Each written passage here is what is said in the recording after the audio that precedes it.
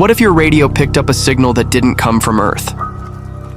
That was the thought that haunted Jack Kearney on the night he stumbled across the frequency. He was driving through the Mojave Desert just after midnight, his old Chevy pickup rattling over the cracked two-lane highway. The desert stretched endlessly in both directions.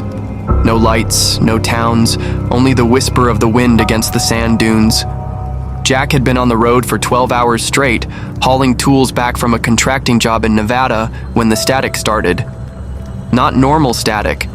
It was the kind that made your hair rise, a low hiss that seemed to crawl under your skin, punctuated by faint whispers, like someone trying to speak from the other side of a wall. He fiddled with the dial, searching for something clear, anything to break the monotony of the drive. That's when the voice came. Good evening. Here are tonight's headlines for August 15th, 2025. Jack froze. His hands gripped the wheel tighter. The green glow of the dashboard clock read, August 14th, 11:57 p.m. The voice was calm, steady, professional, like a news anchor, but carried a faint distortion, as if recorded underwater. A deadly pileup on Interstate 40 will leave 6 dead and 14 injured. The cause is still under investigation. Jack's eyes widened. Interstate 40 was only 100 miles south of where he was driving, but there hadn't been anything on the regular news about an accident. He shook his head, told himself it was some pirate station playing a prank, maybe a rerun of an old broadcast. But the next headline made his stomach drop. In Las Vegas, the Bellagio Hotel will be evacuated tomorrow morning after a fire breaks out on the 12th floor. Authorities confirm the blaze begins in a faulty electrical panel near the east stairwell. Jack muttered, "The hell is this?" His voice sounded too loud in the cab. The radio continued. And finally, local to the Mojave Desert, a contractor named Jack Kearney will stop for gas at an abandoned station near mile marker 147. He will not make it home. The steering wheel almost slipped out of his hands. Jesus Christ. The voice had said his name, his full name. He slammed the dial off, the radio cutting back to silence. Only the low hum of the engine filled the air. For a long moment, Jack considered pulling over and just sitting there in the dark, but the thought of stopping on this empty stretch of road made his skin crawl even more. He shook his head, laughed nervously, and muttered, "Too much coffee, Jack. You're hearing things." But the words didn't convince him. His pulse still thundered in his neck. The road stretched endlessly ahead, black asphalt cutting through an ocean of sand. After 20 minutes of silence, he tried the radio again, this time scanning carefully through stations. Country, pop, talk radio, static. Nothing unusual. When the faint hum of static returned, he almost skipped past it, but then he caught the voice again. Update. Interstate 40 accident confirmed. 6 dead, 14 injured. Among the casualties, a family of 4. Names withheld pending notification of kin. Jack's breath hitched. That accident hadn't even happened yet, or had it? He grabbed his phone and checked the news. No reports, no breaking updates, just normal late-night chatter. The voice continued, steady as ever. The Bellagio fire in Las Vegas remains under investigation. Evacuation successful. No fatalities reported. More on this story at dawn. Jack's throat went dry. Dawn hadn't come yet. And then... Approaching mile marker 147. Signal clear. Subject arrival imminent. The radio cut to static. Jack's headlights illuminated a battered green road sign up ahead. His eyes darted to the number. Mile marker 147. His pulse pounded in his ears as the truck rattled past the sign. Up ahead, maybe 100 yards away, he saw the faint glow of a gas station. Or at least, something that used to be one. The rusted metal canopy leaned at an angle, the pumps coated in sand and dust, windows boarded. The place looked dead.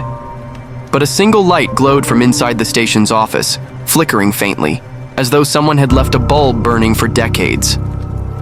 Jack swallowed. He hadn't planned to stop. He had enough gas to make it through the desert, but his foot lifted from the accelerator anyway.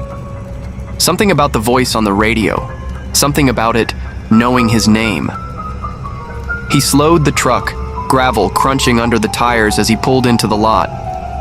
The moment he shifted into park, the radio switched itself back on. Jack hadn't touched it. The voice whispered, almost like it was right beside him now. "Welcome, Jack. We've been waiting." Jack's breath caught in his throat. His hand froze on the ignition, and then the flickering light inside the station turned off. The desert swallowed the sound as Jack sat frozen in the cab of his truck. The single light inside the station had gone dark, leaving nothing but the pale silver glow of the moon over broken glass and rusted pumps. The voice on the radio still echoed in his mind. "Welcome, Jack. We've been waiting." Every part of him screamed to slam the truck in reverse, peel back onto the road, and drive until the desert was nothing but a memory in the rearview mirror. But his hands stayed glued to the steering wheel. "They know my name." He forced himself to look at the building. The windows were covered in dusty boards, nailed unevenly like someone had tried to keep something inside rather than out. The paint on the walls had peeled to a sickly yellow, but then his stomach lurched. He saw it. One of the boards was slightly loose, just enough for something to peek through. Two faint pinpricks of light stared back at him. Jack's skin crawled. He blinked, rubbed his eyes, and when he looked again, the pinpricks were gone. He reached for the ignition, turned the key. The engine coughed once, twice, and then died. "Come on," Jack hissed, twisting the key again. Nothing. The battery light flickered red on the dash. The radio flared back to life, though the dial was still switched off. "Subject arrival confirmed. Initiating contact." Jack slammed his fist against the dashboard. "What the hell do you want from me?" No answer. Only static. Then, faintly, beneath the hiss, he heard his own voice. "What the hell do you want from me?" Jack's blood ran cold. It was repeating him, word for word, just seconds delayed, like an echo from the future. His breathing came fast and shallow. If the truck wasn't going anywhere, then he had two choices: sit there and wait for whatever this was, or check the station. Against every ounce of reason in him, his hand found the door handle. The desert night hit him like a wall of ice as he stepped out. The silence was suffocating, heavy enough that the crunch of his boots on gravel sounded like gunshots. The station loomed closer, the boards creaking faintly in the wind. Jack's flashlight cut through the darkness as he approached, the beam shaking in his trembling hand. The front door was chained shut with a rusted padlock. He pressed his light against the glass. Dust, overturned chairs, papers scattered across the floor. But in the far corner, something moved. A shape, crouched low, shifting in the dark. Jack stumbled back, heart pounding. The movement stopped. Then the radio from his truck blared again, so loud he swore the speakers would blow. "Don't run. We're almost ready." The crouched figure in the corner slowly lifted its head toward the window. Jack's flashlight flickered once, twice, and when it steadied, the shape was gone. His legs felt like they could give out at any second. He spun around ready to bolt back to the truck when a sound stopped him. Click. The chains on the door rattled, one loop falling loose. Click. The padlock dropped into the dust. The door creaked open an inch, then another, wide enough to invite him in. "Hell no," Jack muttered, backing away. But then a voice whispered behind him, low and breathy, almost brushing his ear. "Jack." He spun, swinging the flashlight. Nothing, just sand and darkness. When he turned back to the door, it was fully open now. Jack's throat felt tight. His gut screamed at him to run, but his curiosity gnawed at him with equal force. Whoever was behind this, whatever this was, it knew his name. It knew where he'd be. And if it knew that much, running wouldn't matter. He stepped forward. The door groaned as he pushed it open further. Inside, the air was stale, thick with dust and mold. His flashlight revealed faded posters on the walls, old advertisements for motor oil and soda. The counter was covered in brittle newspapers, the top one dated August 14th, 1982. Jack's boots crunched over shattered glass as he moved deeper. His light swept across the room and caught something on the floor behind the counter. A radio, much older than his trucks, with chrome knobs and a cracked speaker. It was on. The same static hissed from it, but deeper, heavier, like it wasn't just sound but pressure, filling the room with a vibration that rattled in his chest. Then, his voice again. "Inside now, subject compliant." Jack staggered back, hitting the wall. "Stop it! Stop saying that!" The broadcast didn't stop. "Timeline holds. Event sequence beginning in 3, 2. The static roared, and for an instant Jack swore he heard screams buried beneath it. Dozens, maybe hundreds, overlapping like a chorus. 1. The flashlight died. The room went black, and something cold, damp, and human brushed against his hand in the darkness. The touch was brief, wet, clammy fingers grazing Jack's skin, but it was enough to send a surge of terror through him. He jerked back violently, crashing into a shelf that collapsed under his weight, cans clattering across the dusty floor. His flashlight was dead, but the old radio's glow cast a faint green haze over the room. Jack snatched it up, holding it like a weapon, even though it weighed no more than a loaf of bread. The static softened, and a voice bled through. His voice. "Contact achieved. Subject escalating." "No," Jack whispered, his throat dry. "That's not me. That's not me." Then, from the corner of the room, he heard breathing, slow, rattling, too deep to be human. "Who's there?" Jack barked, trying to sound bigger than the panic tearing through him. The breathing stopped, and then another voice, soft and warped like it was coming through layers of static, whispered back, "We told you. We've been waiting." Jack's heart hammered as he edged toward the door, the dead flashlight still clenched in his fist. The faint glow from the radio reflected off something on the far wall, a mirror cracked and streaked with dust. But what he saw in it stopped him cold. The reflection wasn't him. In the dim green light, the figure staring back wore his clothes, had his face, but its eyes were solid black. Its lips moved silently, just a fraction out of sync with his own. Jack staggered back, knocking over another chair. The radio crackled again. Subject recognition complete. Synchronization in progress. The figure in the mirror smiled. Jack threw the radio at the glass with a roar. The mirror shattered into a web of jagged cracks, shards raining across the floor. For a heartbeat, silence. Then, every broken piece reflected him, dozens of Jacks, and every single one of them smiled. He bolted for the door, chest heaving. The night air hit him like salvation as he stumbled back into the parking lot.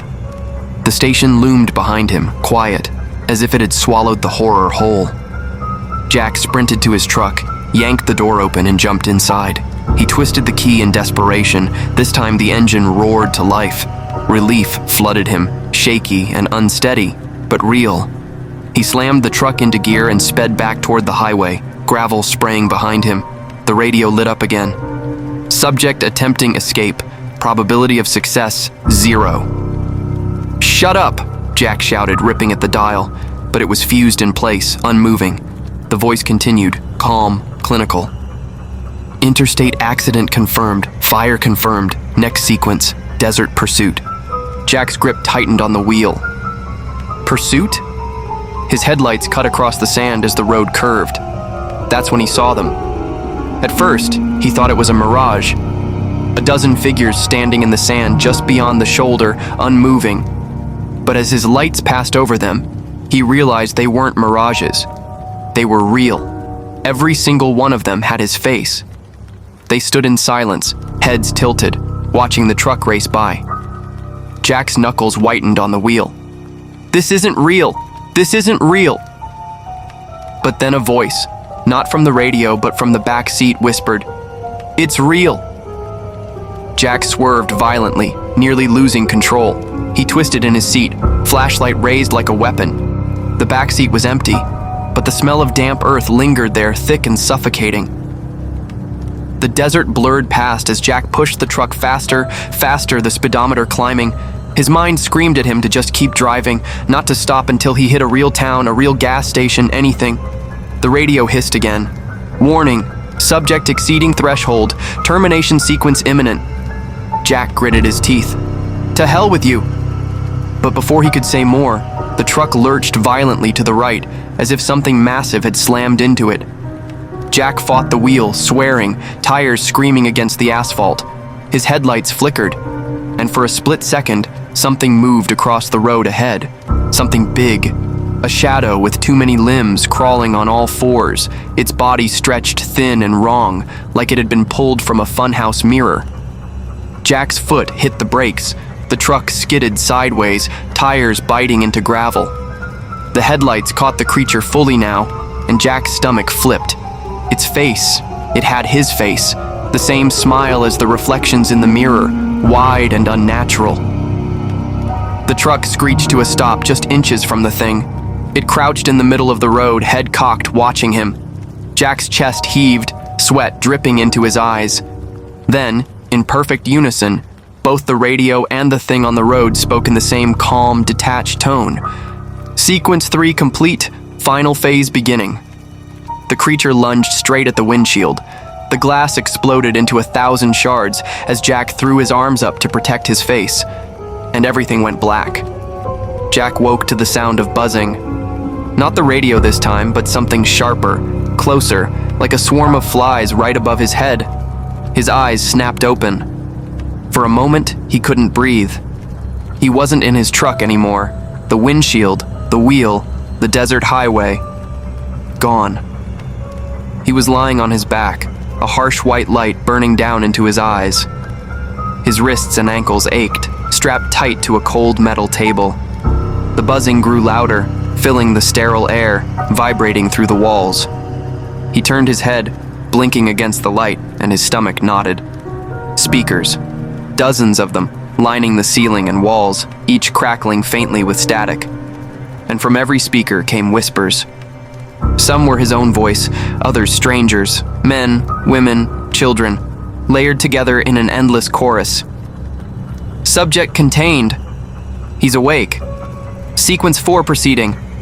Jack thrashed against the straps. Let me go. I don't know who the hell you are. The whispers overlapped, calm and cold.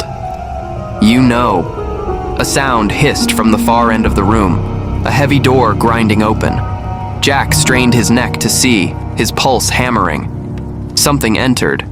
At first it looked like a man, tall and gaunt, dressed in a dark coat. But as it stepped closer, the fluorescent lights revealed its face. Jack's breath caught. It was his face, but stretched, wrong, as though someone had molded clay into a poor imitation. Its skin sagged in places, too loose, and its eyes were wide black pools, swallowing all light. The thing leaned down until it was inches from him. Its lips didn't move, but Jack heard its voice inside his skull. We warned you. We broadcast the truth. You tuned in. Jack shook his head violently. This isn't real. I'm dreaming. The voice hissed, sharper now. No, you're remembering. The figure stepped back. Its body flickered, like static on an old TV, and for a brief moment Jack saw dozens of them surrounding him. All with his face all shifting, overlapping, as if reality itself couldn't decide how many of them existed. The whispers from the speakers grew louder. Test subject, 147 confirmed. Timeline stable. Integration commencing. Jack writhed, panic clawing up his throat. Integration? With what? The lights above dimmed, and a screen flickered to life on the wall. At first, it showed only static. Then, slowly, an image sharpened. A stretch of desert highway. Jack recognized it instantly. The same road he had been driving just hours earlier. But there was something wrong. The road was lined with bodies. Dozens of them, sprawled across the asphalt and sand. And every single one was him. Some broken and twisted from car wrecks, some burned, some bloated and pale as though drowned. All versions of Jack scattered like discarded mannequins. His stomach heaved, bile rising in his throat. No. No, this isn't me. The whispers merged into one voice, deep and final. This is you. Every version, every failure, every attempt. The screen flickered again.